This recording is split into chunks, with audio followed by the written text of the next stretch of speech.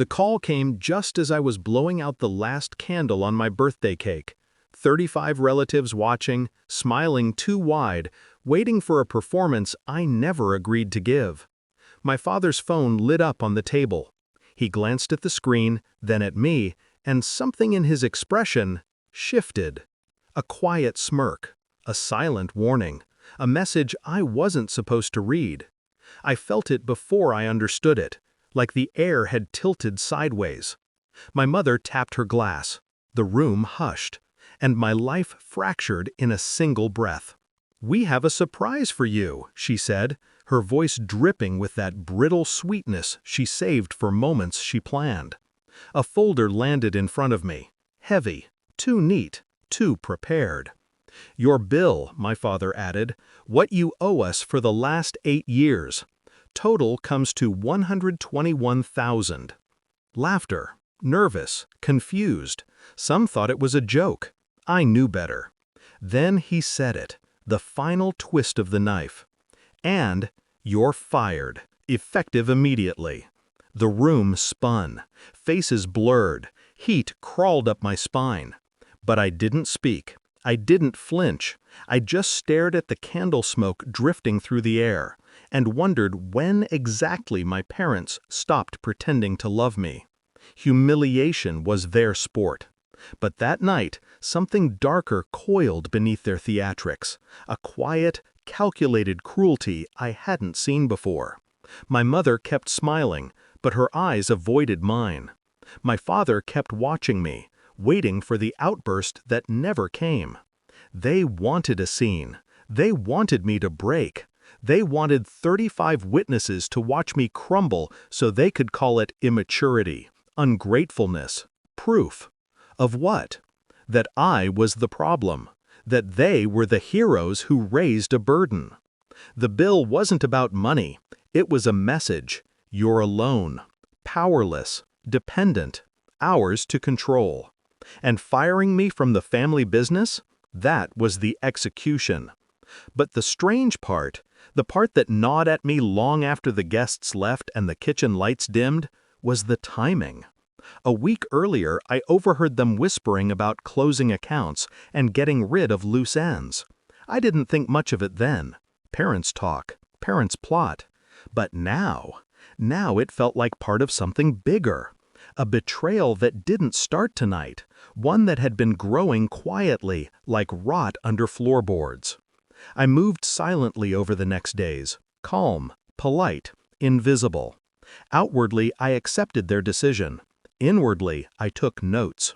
Phone records, bank statements, company messages, even the locked drawer in my father's office. I found the key, taped beneath the desk. Every clue led to another. Every detail built the skeleton of a truth I wasn't ready to swallow. They weren't just firing me, they were cutting me out, entirely. My shares, my name on the company's founding documents, even my savings account. They'd transferred funds months earlier and buried the trail under administrative corrections. I watched them at breakfast. They laughed, joked, talked about vacations, all while carving me out of my own life. And the more I learned, the clearer it became. This wasn't spontaneous. It wasn't emotional. It was a strategy, a plan built on deception, manipulation, and years of pretending I mattered.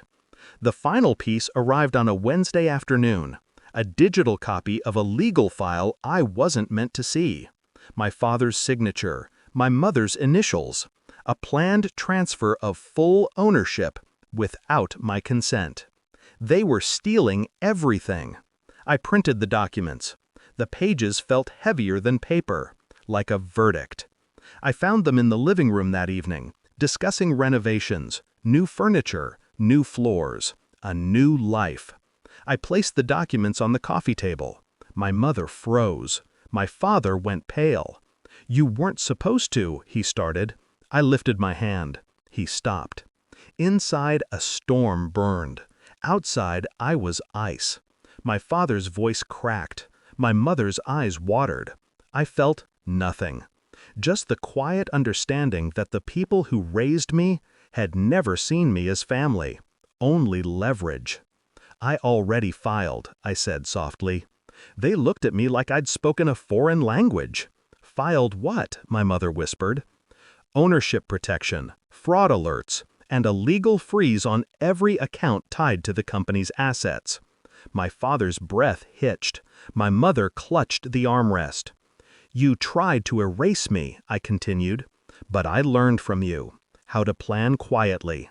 How to move before anyone notices." I leaned back, calm, detached. "You wanted me out? So I left, and took everything you tried to steal."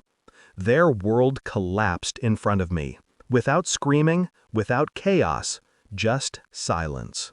Cold, absolute. I packed that night. No ceremony, no goodbye. The house felt smaller than I remembered, tight with secrets, swollen with resentment. As I stepped out the door, I expected guilt, or grief, or something resembling love. But there was only clarity, a clean, sharp line between what was mine and what was mine and what was never real. Some betrayals cut deeper than knives. Some truths burn hotter than anger. And some endings, the quiet ones, are the most devastating. I didn't look back, not even once.